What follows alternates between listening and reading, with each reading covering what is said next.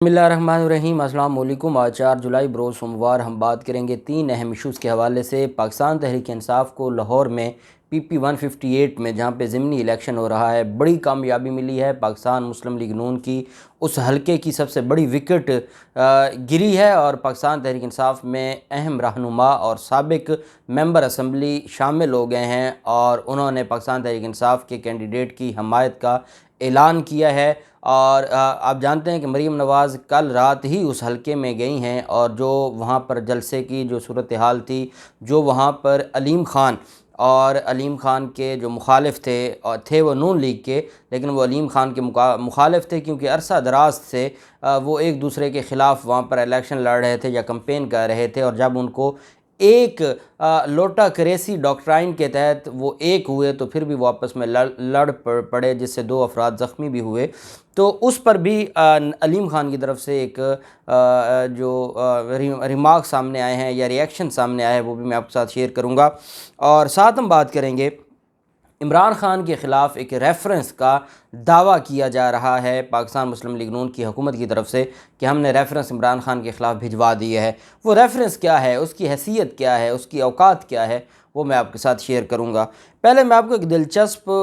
دلچسپ بھی ہے اور اس کے پیچھے ایک ہمارے لیے ایک لمحہ فکریہ بھی ہے۔ اور اس وقت آپ جانتے ہیں کہ ہمارے ملک کا جو ڈی فیکٹو وزیر اعظم ہے وہ نواز شریف ہے، اور شہباز شریف صرف اور صرف اپنے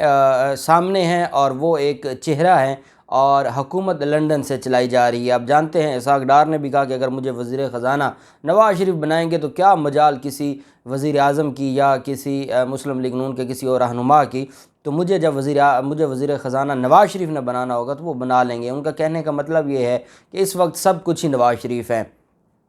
نواز شریف کا کردار جہاں پر بہت زیادہ پہلے بھی قوم کے اور دنیا کے سامنے آیا ہے، وہیں پہ جو نواز شریف کا کردار ہے وہ بھی ایک سابق سفیر ہیں پاکستان کے ترکی میں، ان کا حال ہی میں ایک ویڈیو اور ایک انٹرویو وائرل ہوا ہے۔ وہ نواز شریف کے بارے میں اور ان کا جو کنڈکٹ ہے یا ان کی جو انسانیت سے محبت ہے یا ان کی جو میچورٹی ہے اس کا واضح پیغام ہے۔ تبھی تو پھر مشرف نے ان کو گھر بھیجا تھا اور پھر یہ معافیاں مانگ کے 8 سال انہوں نے ناک رگڑ کے معافیاں مانگی اور پھر واپس آئے۔ سابق سفیر کہتے ہیں کہ 1999 میں وہ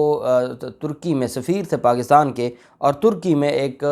زلزلہ آیا، اس کی وجہ سے 40 سے 50 ہزار لوگوں کی ڈیتھ ہو گئی اور بہت نقصان ہوا وہاں کے لوگوں کا۔ وہ کہتے ہیں کہ مجھے کال آئی سرتاج عزیز کی، اور سرتاج عزیز نے مجھے کہا کہ جو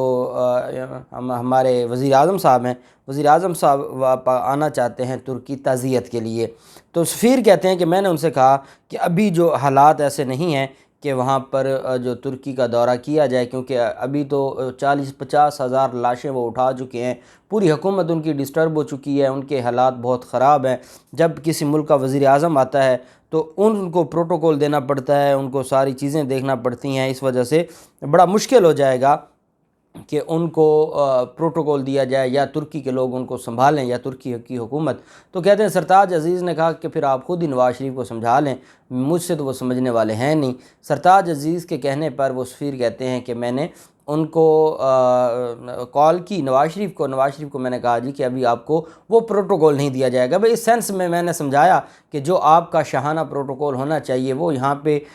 لوگ میتیں اٹھا رہے ہیں، جنازے ہو رہے ہیں، تو وہ آپ کو وہ شاہانہ پروٹوکول نہیں ملے گا، تو آپ کچھ دن صبر کر جائیں۔ کہتے ہیں بڑی مشکل سے نواز شریف نے 1 ہفتہ صبر کیا، اور 1 ہفتے کے بعد کیونکہ ان کو صرف بیرون ملک دوروں کا، اپنے ملک کے پیسے کو حرام پہ لگانے کا شوق تھا اور بیرون ملک دوروں کا شوق تھا، وہاں یہ کھابے کھاتے تھے اور اس وجہ سے یہی ان کا طریقہ کار تھا۔ کہتے جی کہ وہ وہاں سے اگلے ہفتے آ گئے اور وہاں انہوں نے تعزیت وغیرہ کی جو معاملات تھے وہ کیے۔ کہتے ہیں کہ وہ اپنے سفارتی دورے کے دوران جب ہم واپس ہوٹل آتے ہیں استنبول میں، تو مجھے نواز شریف کہتے ہیں کہ جو ایک کباب والا وہاں پہ مشہور ہے کہ میں نے وہ کباب کھانے ہیں۔ کہتے ہیں کہ میں نے اور وہ ایک کبابی تھا جو بڑا پسند تھا میاں صاحب کو، تو کہتے ہیں کہ وہ اکثر اس کے کباب کھایا کرتے تھے۔ میاں صاحب کو اس کے کباب اتنے پسند تھے کہ انہوں نے اس کبابی کو ایک بار 1 ہفتے کے لیے سرکاری دورے پر پاکستان بھی بلوایا تھا۔ یہ آج تقریریں کرتے ہیں اور قوم کو بیوقوف بناتے ہیں۔ کباب بنانے والا سرکاری دورے پر ہفتہ ہفتہ یہاں پر مہمان، سرکاری مہمان بن کے گیا۔ سابق سفیر نے کہا کہ میں نے میاں صاحب کو منع کیا، میں نے کہا خدا کا خوف کریں، آپ تعزیت پہ آئے ہوئے ہیں، یہاں پہ ہم پروٹوکول کے ساتھ اس کباب والے کے پاس جائیں گے، دنیا ہمارا حشر نشر کر دے گی کہ یہ تعزیت کے لیے آئے ہیں یا کباب کھانے آئے ہیں۔ کہتے ہیں انہوں نے منہ بنا لیا اور منہ بنا کے کہا جی کہ پھر کباب ادھر منگوا لو۔ تو کہتے ہیں کہ پھر میں نے ان کو سمجھایا کہ کباب ادھر منگوائیں گے تو ایک پروٹوکول ہوتا ہے، آپ ہیڈ آف دی اسٹیٹ ہیں، آپ کے کھانے کے لیے 10 جگہ سے چیک ہوتا ہے، تو وہ ان کو پتہ تو چل جائے گا کہ یہ کباب کے شوقین ہیں، ان کو ہماری میتوں اور جو تعزیت کا وہ صرف ڈرامہ ہی ہے، اور وہ آپ کی پہلے نیک نیتی کو جانتے وہ مزید جان جائیں گے۔ کہتے ہیں کہ میاں صاحب نے منہ لٹک گیا اور منہ بنا لیا۔ اگلے دن انقرہ جانا تھا اور کہتے ہیں کہ میں نے بندوبست کیا، میں نے اس کباب والے سے کہا کہ جہاز میں ان کبابوں کو پہنچایا جائے اور وہاں پہ ان کے لیے کھانا شانا لگوایا جائے۔ کہتے ہیں کہ جیسے ہی انقرہ سے فلائٹ میں ہم بیٹھے، فلائٹ اڑتے ہی میاں صاحب نے کہا کباب لے آؤ، کباب لے آؤ، حالانکہ ناشتہ کر کے آئے تھے۔ کباب آئے اور اس سے پورا پھر میاں صاحب نے انصاف کیا، اور کہتے ہیں کہ میں حیران ہوں کہ انقرہ میں صدر نے وزیر اعظم کے لیے ظہرانے کا بندوبست کیا ہوا تھا اور وہاں نواز شریف پہنچے تو پھر اس ظہرانے کے ساتھ بھی پورا انصاف کیا۔ اب آپ 2 چیزیں دیکھیں، میچورٹی، انسانیت، درد، جن کو جو انسانیت کا درد ہوتا ہے، اور پھر آپ قوم کے پیسے کو کیسے انہوں نے اجاڑا ہے کہ اپنے کباب والوں کو بھی 1 ہفتے کے پروٹوکول پر اور سرکاری دور پر یہ رکھتے تھے۔ اور آج ان کی بیٹی کھڑا ہو کر کہتی ہے کہ نواز شریف کو بڑا درد ہے جب پٹرول کی قیمتیں بڑھتی ہیں، اور کہتی ہیں کہ ہمیں بڑی تکلیف ہوتی ہے، اور میں آپ سے وعدہ کرتی ہوں جس دن عالمی منڈی میں $1 بھی کم ہوا تو ہم بھی 1 پیسہ کم کر دیں گے۔ اب ان سے کوئی پوچھے، کل تک تو آپ کہتی تھی کہ $1 بھی بڑھے تو دیکھ لینا کہ وہ وزیر اعظم چور ہے، تو آج وہ وزیر اعظم کو آپ کہتی ہیں کہ نہیں، اگر عالمی منڈی میں کم، اور یہ جو آپ نے $100 بڑھایا ہے، یہ $100 عالمی منڈی میں بڑھا تھا ایک دم کہ آپ نے 1 ماہ میں $100 بڑھا دیا ہے؟ خدا کا خوف کریں، قوم کو بیوقوف نہ بنائیں۔ دوسری طرف انہوں نے ایک اور ڈرامہ رچایا، اور یہ جو موجود سابق وزیر اعظم عمران خان کے خلاف، اور کہا جی کہ آرٹیکل 6 کا ہم ان کے خلاف مقدمہ درج کرنے جا رہے ہیں، اور انہوں نے اپنی خواہش کا اظہار کیا ایاز صادق نے کہ اس سے بہتر عمران خان کے لیے آرٹیکل 6 کا اور وقت نہیں ہوگا، اور اس ریفرنس کو سپریم کورٹ بھیجا جائے، کیونکہ آئین کے آرٹیکل 6 لگانے کے لیے قوم چاہتی ہے کہ عمران خان پر آئین کا آرٹیکل 6 لگے۔ ساتھ انہوں نے یہ بھی کہا کہ توشہ خانہ کے بارے میں ہم نے ایک ریفرنس بھیجا ہے اسپیکر کو، اور ہمیں بتایا جائے کہ توشہ خانہ کا کتنا مال فروخت کیا، رسیدیں کہاں ہیں، اس پر کتنا ٹیکس دیا، کیونکہ اسپیکر نے 30 دن میں فیصلہ کرنا ہے، پھر اگلے 30 دن میں الیکشن کمیشن نے اس پر فیصلہ کرنا ہوتا ہے۔ انہوں نے اسپیکر قومی اسمبلی سے درخواست کی کہ عمران خان نے پاکستان ٹوٹنے کی وجوہات کی جو بات کی، اس ریفرنس کو سپریم کورٹ بھیجا جائے۔ میں کہتا ہوں کہ پہلے اسپیکر ایاز صادق کی وہ بات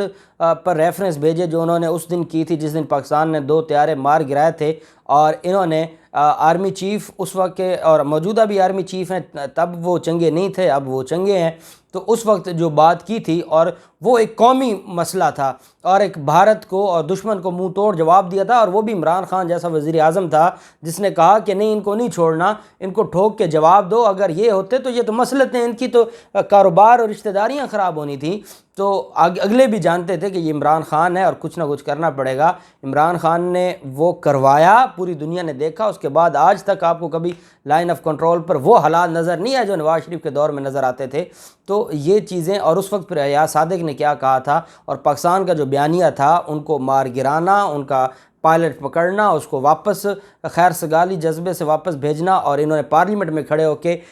وہ جو 1 منٹ میں جو بات کی، اس نے ہمارا پورا جو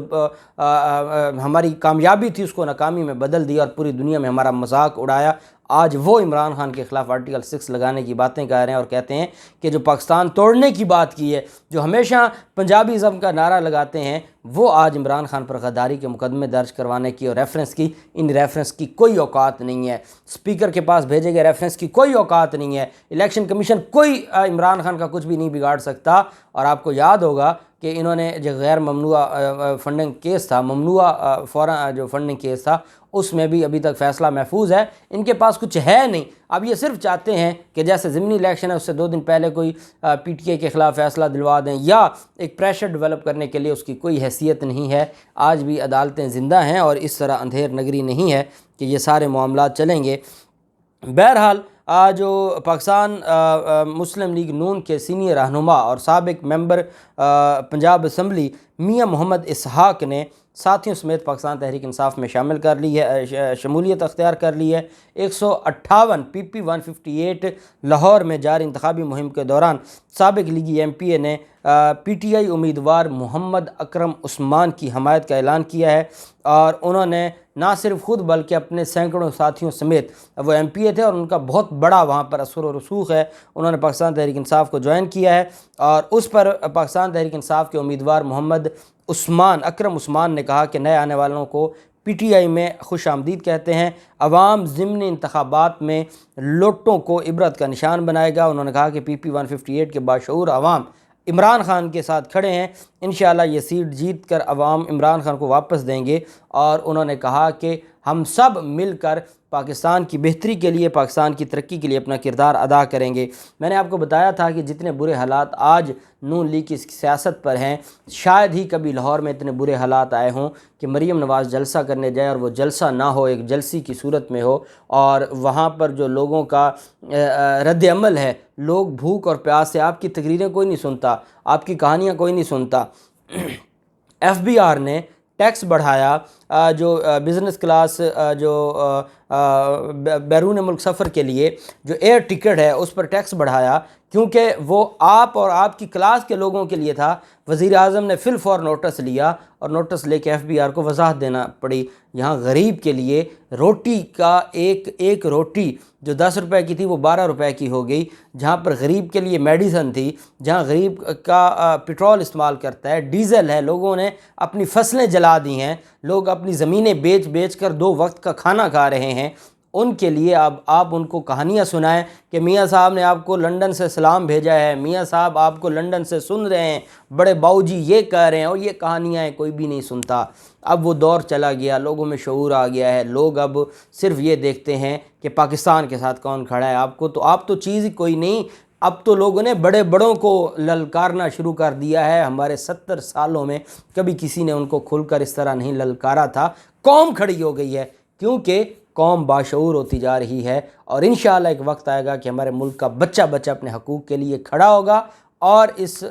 مافیا سے یہ جو نسلیں ہمارے لیے تیار ہو رہی ہیں، ایک اور لنڈن میں ہمارے پیسوں پر LLB کر کے اور لاء کی قانون کی ڈگری حاصل کر کے قوم کو مبارکبادیں پیش کی جا رہی ہیں، یہ نسلیں ہمارے لیے تیار ہو رہی ہیں، ہم نے ان سے چھٹکارا پانا ہے۔ اللہ پاک پاکستان کامیاب و ناصر ہو۔ بہت شکریہ، اللہ حافظ، پاکستان زندہ باد۔